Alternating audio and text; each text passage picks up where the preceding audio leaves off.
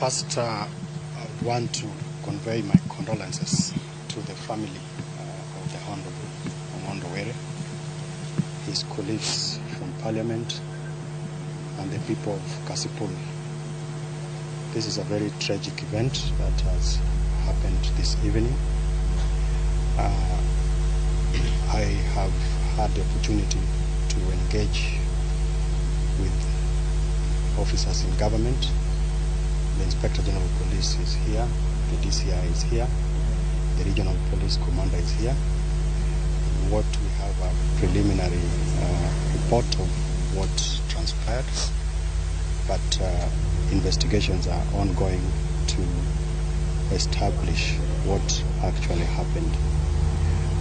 I want to also convey condolences from His Excellency the President. I spoke to him when I was coming here, as well as my minister. And we would want to assure the public that we will have an expedited investigation process so that we get to the bottom of what actually took place.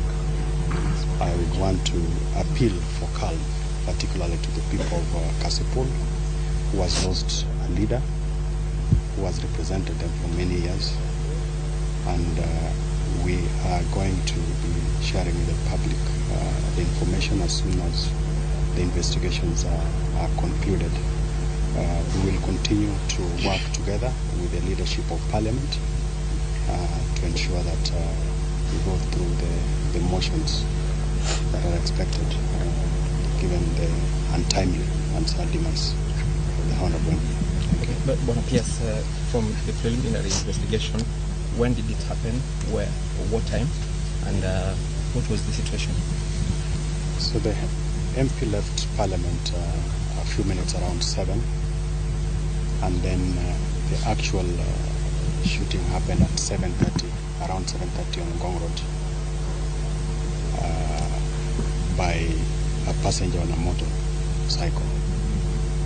So, of course, we are yet to establish the exact identity of the person.